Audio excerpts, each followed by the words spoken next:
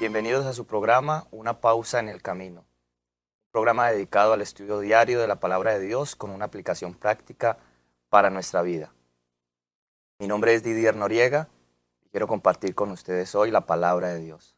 Acompáñenme a orar para pedir la bendición de Dios y la presencia del Espíritu Santo. Oremos. Bendito Padre que estás en los cielos, gracias Señor por tu misericordia.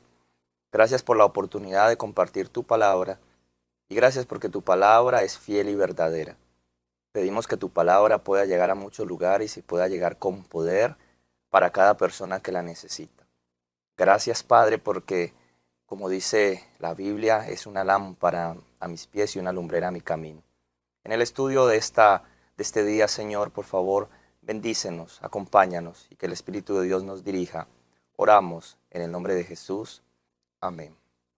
Amén. Digno es el Cordero. El libro de Apocalipsis, en el capítulo 5 y el versículo 5, quiero comenzar leyendo este versículo. Antes de leer, quisiera decir que siempre es importante saber quién escribió el libro, por qué lo escribió, a quién lo escribió. El libro de Apocalipsis habla de una revelación. El libro de Apocalipsis nos habla de la revelación de Jesucristo. Apocalipsis 1.1 dice que el libro de Apocalipsis completo es la revelación de Jesucristo. Si tú quieres aprender de Apocalipsis, si tú quieres saber de qué trata el libro de Apocalipsis nos habla de eso, de una revelación. Apocalipsis es escrito por Juan. Y Juan, al igual que lo hace en su evangelio, tiene el propósito de preparar la mente de las personas para aquellos que viviríamos tiempo después de que Jesús ascendiera a los cielos. En el corazón de Juan y por su cercanía a Jesús, siempre estuvo el deseo, el propósito de poner delante de nuestra mente, delante de tu mente y de la mía, que Jesús no estaría presente con nosotros, pero que tendríamos el Espíritu Santo. Por eso en el Apocalipsis se nos revela el porvenir. El libro de Apocalipsis no es ya como muchos piensan o pensaron, un libro lleno de misterio, de duda, de incertidumbre. Por el contrario, el libro de Apocalipsis es la revelación de Jesucristo. Y al ser la revelación de Jesucristo, trae para nosotros verdades maravillosas. Apocalipsis capítulo 5, versículo 5, dice lo siguiente. Entonces uno de los ancianos me dijo, no llores, el león de la tribu de Judá, la raíz de David, ha vencido para abrir el libro y desatar sus 7 sellos. En el estudio de hoy veremos cómo el trono celestial hace referencia a un asunto muy importante de carácter universal. Y es que Dios es el monarca universal. Dios es el rey del universo. Pero ese trono ha estado implicado en un conflicto. Y ese conflicto se le ha llamado el conflicto cósmico. En los capítulos 4 y 5 de Apocalipsis, lo que quiere Juan es mostrarte la realidad de ese trono celestial.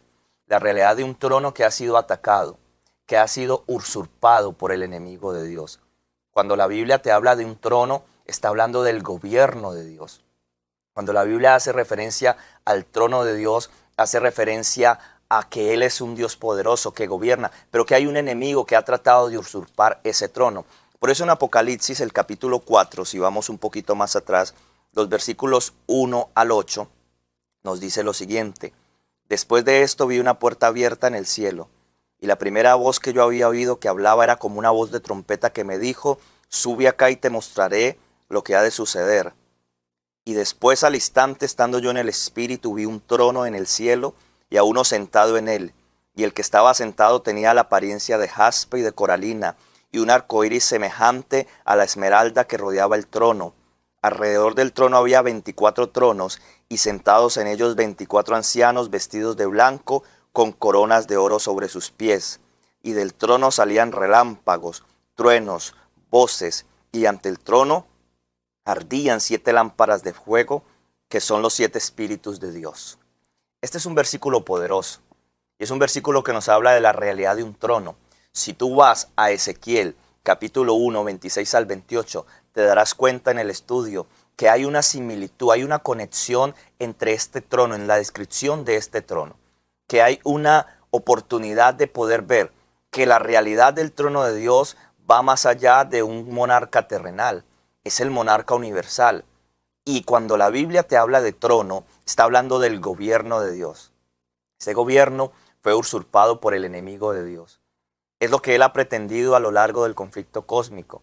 Y el esfuerzo de Dios ha estado y ha consistido siempre en demostrarnos que la libertad de conciencia, que la libertad de elección hace parte del gobierno de Dios. El apóstol Juan ve aquí un trono y ve un trono con Dios aquí y ve un trono con Dios reinando y gobernando y ve unos ancianos y ve unos espíritus que puedo explicarte en el siguiente estudio. Sin embargo, hoy quiero enfatizar lo que el mismo libro de Apocalipsis, el capítulo 4, nos dice, pero ya en los versículos del 8 al 11. Cada uno de los 4 seres vivientes tenía alas alrededor y por dentro estaban llenos de ojos de día y de noche. Y decían sin cesar, Santo, Santo es el Señor, Dios Todopoderoso, que era, que es y ha de venir. Alrededor del trono lo que se hace es adorar. Hay adoración en el cielo. Hay una adoración de parte de unos seres celestiales y hay una adoración de parte de estas personas que se postran ante el trono celestial. Este es precisamente el ataque del conflicto cósmico. Es esto lo que está en juego en este conflicto en el que tú y yo estamos. Y es la adoración. ¿A quién se adora? ¿Cómo se adora? ¿En qué día se adora? Y el trono de Dios, siendo que es el centro del universo, es el gobierno de Dios. Y el gobierno de Dios se basa en la libertad, se basa en el amor, se basa en el respeto. Mucho se nos ha preguntado a quienes estudiamos la Biblia, ¿por qué en medio de este conflicto Dios no destruye a Satanás? Y la respuesta es que el trono de Dios está fundamentado en el amor. Y el amor conlleva a la libertad. Y la libertad permite que todas las criaturas del universo adoren a Dios en el amor de su Padre, en el amor del trono, del gobierno de Dios. Apocalipsis nos da una descripción general del templo, la sala del templo. Apocalipsis nos da una descripción general de cómo Dios está en su santuario y cómo su presencia llena no solo el templo, sino que llena toda la tierra. Es así pues como tú y yo necesitamos saber que hay un trono en la patria celestial, que ese trono es el gobierno de Dios, que ese gobierno de Dios ha sido atacado por Satanás, que el enemigo de Dios ha querido usurpar el trono de Dios. Sin embargo, Apocalipsis 5, la lectura inicial nos dice que Juan lloraba porque no encontraba a nadie digno de abrir el rollo, digno de abrir el libro. Pero la voz del ángel es, no llores, porque el león de la tribu de Judá ha vencido para abrir el libro y desatar sus sellos. Querido amigo, en este conflicto hay un ganador, hay un vencedor y es Cristo Jesús. Tú y yo podemos estar del lado ganador. Tú y yo podemos hacer parte del trono de Dios. Tú y yo podemos tomar parte en este conflicto diciendo que el trono de Dios es verdadero, que el trono de Dios es justo y que el trono de Dios es para siempre.